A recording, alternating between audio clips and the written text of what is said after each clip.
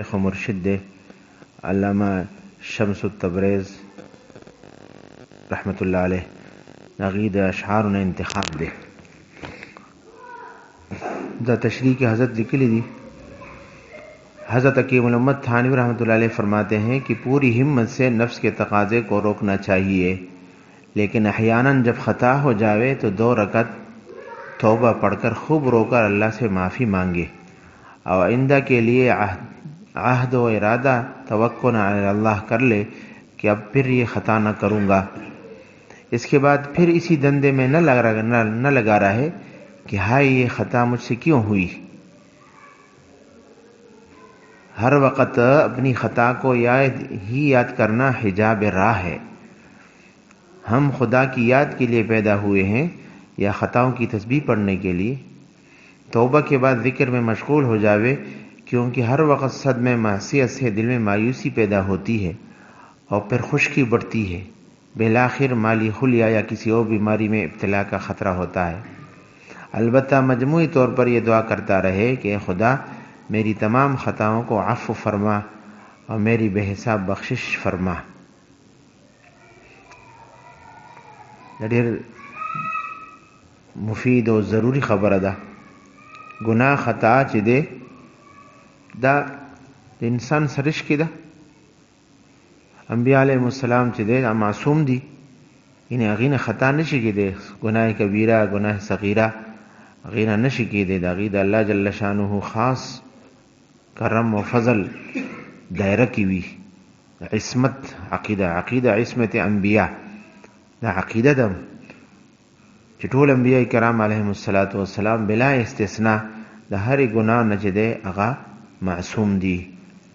خلاف اولا یو کار کې دی شي، خلاف اولا نا ګناه نه وي. د هغې حضراتو په نسبت سره هغې خپل مرتبه لحاظ سره دي ته ګناه وفرمایي، څنګه چې حضور صلی الله علیه وسلم دعا فرمایي اللهم اغفر لي ما قدمت وما اخرت، یا الله زما بخنه وفرمایي مخکینی رستنی ګناهونه. نو دا د امت د تعلیم دپاره ده یا د انبیاء علیهم السلام د رفع درجات دپاره ده. دا زموږ عقیده ده، ټول امت متفقه عقیده ده چې انبیاء علیهم السلام نه ګناه نشي کېدی. او صحابه کرام رضی الله تعالی عنهم اجمعین او اهل بیت رضی الله تعالی عنهم اجمعین هغه خپل دایره کې محفوظ دي. عقید ته الله جل شانه د خپل رضا او د خوشحاله د رضامندۍ پروانه ورکړې ده. رضی الله عنهم ورضوا عنه. انا اولئک هم الراشدون اولئک هم المفلحون.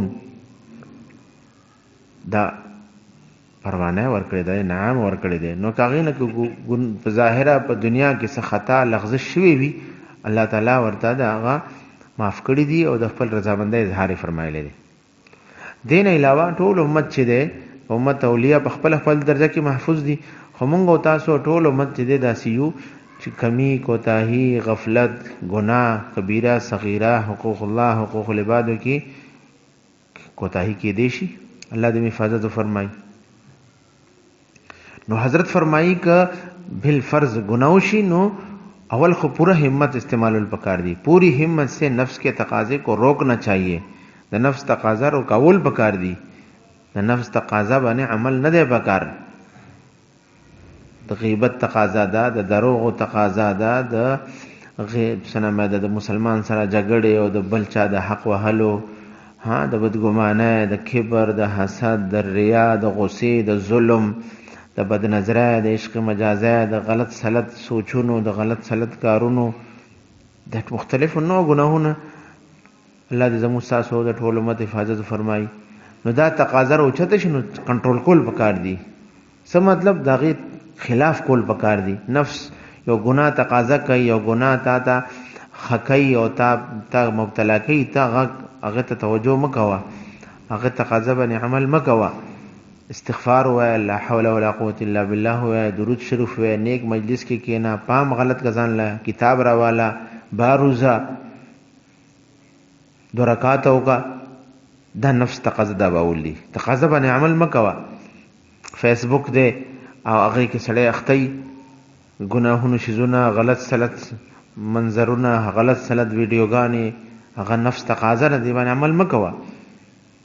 تعلیم د پاره یا دفتری کارونو د پاره فیسبوک ستا ضرورت دی او موبایل د ستا ضرورت دی، نو بس ټیک ده، بس دغه استعمال د پاره. غلط استعمال نه ځان ساته، که غلط استعمال باندې نفس تقاضا کوي، بار بار آماده کوي، نو هغه باندې عمل مکوه. دا نفس تقاضا دباول دي، دا نفس تقاضا دباول دي.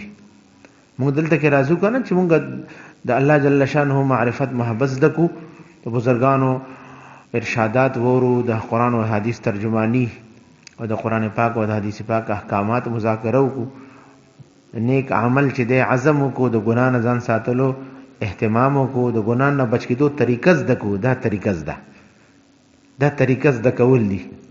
څنګه به ځان د کنټرول کې ګناه تقاضا دباو کا، غیبت تقاضا ده، دروغ تقاضا ده، غصه درغه ځان کنټرول کا،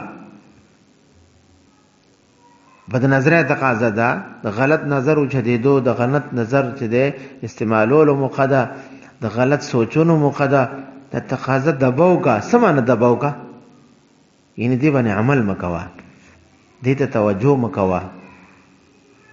بیا سبکه مفید کار ته متوجه شه، ذکر ته متوجه شه، تلاوت شروع کا، مرګرو سره غب شپ شروع کا، کتاب راوالا.